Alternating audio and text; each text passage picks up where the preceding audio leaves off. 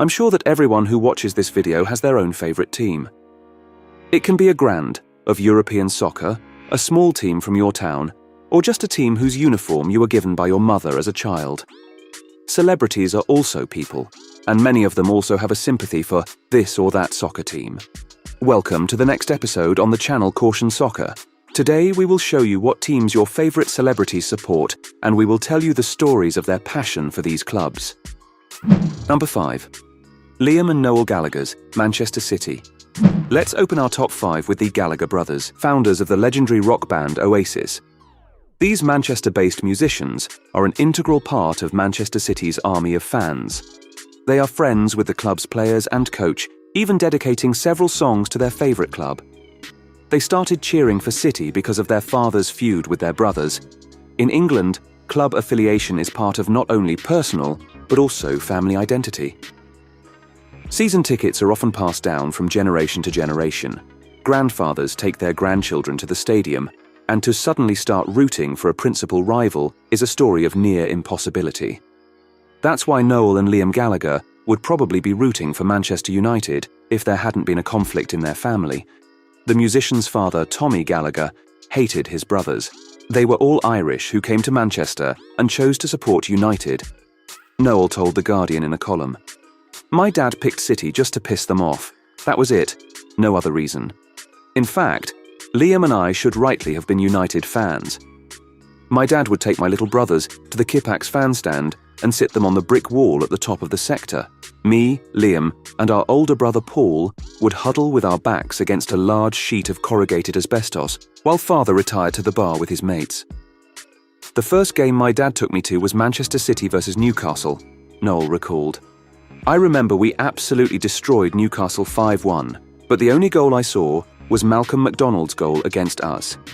As soon as City crossed the halfway line, chaos started in the stands, and I was too young to see anything behind the adults' backs."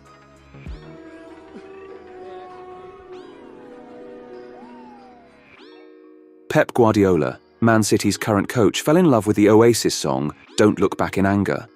It is the one that is included in the City locker room more often than any other song.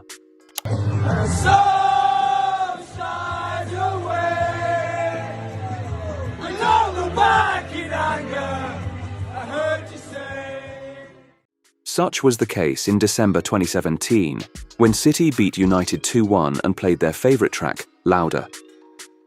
Mourinho, United's coach at the time, couldn't stand it. I am Jose Mourinho. He went to the home dressing room, demanding that City players behave more respectfully and turn it down. Word for word, Jose had a row with Edison, got into a fight and was eventually doused with milk. And there's plenty more that could be said about all these guys, including the special one, Pep Guardiola and Gallagher brothers. But let's just get on to number 4 already. Number 4. Sylvester Stallone, Everton. Stallone is an actor famous for his roles in the films like Rocky and Rambo, became a fan of Everton because of his friendship with Robert Earl, former director of the club. The latter once bought some of Everton's shares. In 2006, the movie Rocky Balboa was released. 6 months later, for the sake of its promotion, Earl invited Stallone to the Everton home match against Reading. According to the scenario conceived by Earl, Stallone was just to go to the centre circle and ask fans to come to cinema for the film. In reality, however, the actor pushed back on the plan. Stallone did come out to the centre circle and greeted everyone. But then he said how much he liked the atmosphere at the stadium and suddenly raised the Everton club scarf above his head. He did it in a down jacket with the team logo, which made the fans love it even more. After the match, which ended in a 1-1 draw, Stallone said, "Wow, I'm just discouraged. When Earl was telling me about the English fans, I didn't realise they loved their team that much. Will I go to the other matches? I don't know. I think not. I have too little time. But surely I'll watch the games on TV." In November 2014, rumours surfaced that Stallone would again come to Liverpool for the Everton match, and will again promote the Rocky Balboa movie. In January 2015, there were specifics. Stallone will appear at half-time of the home match against West Bromwich and address the fans. Many were expecting Stallone to show up at Goodison Park in person, but it was only a video message.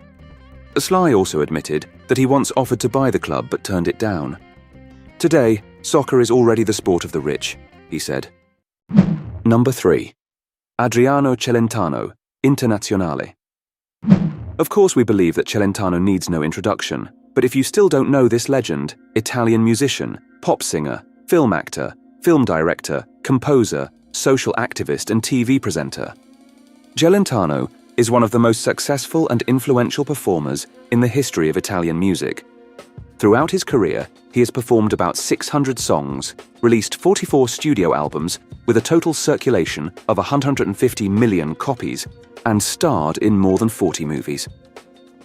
To confirm the words about his legendarity, we can cite the fact that in honor of the Adriano Celentano was named asteroid number 6697, discovered on April 24, 1987. Since childhood, Adriano had two passions: music and soccer, and he did not forget them, even after gaining world fame and fortune. In the Celentano's villa gathered all the stars of Italian pop, soccer and cinema to play football together.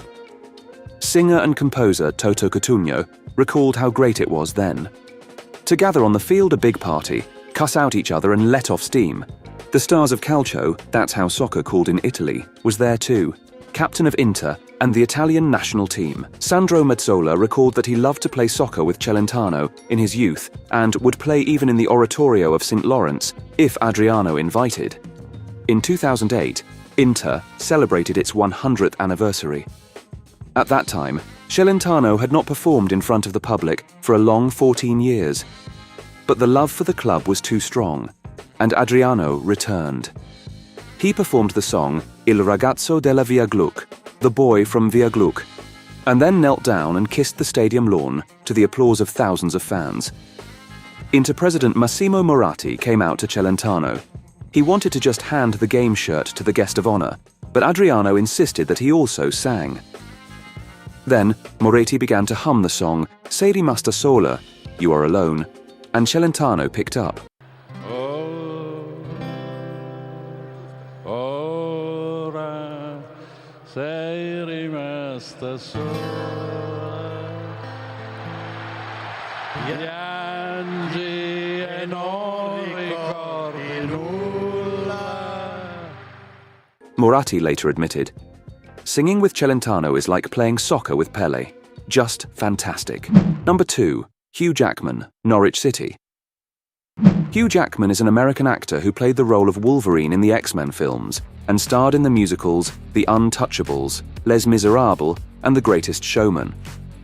He also won the Golden Globe for Best Actor in a comedy or musical for Les Miserables, and was nominated for an Academy Award for the same role. He is just crazy about sports, boxing in the park, playing rugby on the beach, and does not leave the gym. He was also not bypassed by passion for soccer. Hugh is a fan of Norwich City, but not that type of fan that never misses a match. It's just a sympathy. And there is an interesting explanation that gave Wolverine himself on one of the radio broadcasts. My friend, a famous businesswoman and one of the owners of the club, Delia Smith, once offered me to invest in the Canaries. Yes, my mum used to take me to Carrow Road as a kid, but that wasn't enough. I opened the internet and looked up that the last time they won anything was only in the 1940s, and of course replied, "No thanks, I'm not putting my money here." Well, who would, if they were me? And what do you think? Literally the same season they achieved promotion to the top league, the so-called EPL. It's unbelievable. I'm literally a fan of these guys now, and of course, I regret not investing. And number 1, Margot Robbie, Fulham. I know you've been waiting for her. Margot Robbie, an Australian actress known for her beauty and acting talent, has been nominated for several Academy Awards. She regularly appears on the covers of various magazines and in the first roles in such famous movies as The Wolf of Wall Street, Suicide Squad, Once Upon a Time in Hollywood, I, Tonya, and the most recent example, Barbie. Who does such a queen root for? Probably Real Madrid or Manchester City. After all, those clubs are symbols of luxury and power. No. Her favourite team is Fulham. Robbie started cheering for Fulham back in 2013, and it's all because her husband, Tom Ackerley, just loves the Cottagers. Tom is a British movie producer and one of the founders of the production company Lucky Chap Entertainment. Margot met her husband in 2013 on the set of the movie French Suite. For Fulham, then played Margot's compatriot, Australian Mark Schwarzer, and later the club signed another player of the Australian national team, Adam Taggart. This coincidence may have been partly responsible for her passion for Fulham, but it's hard to say for sure. For the first time, Margot admitted that she was a fan of Fulham when The Wolf of Wall Street with her participation rattled around the world. Soon the star was also spotted at Craven Cottage. Since then, she has never hidden her affection for the club. Thanks for watching. Show this video to your friends if you liked it. Make sure you subscribe to the channel and leave a comment. See you later.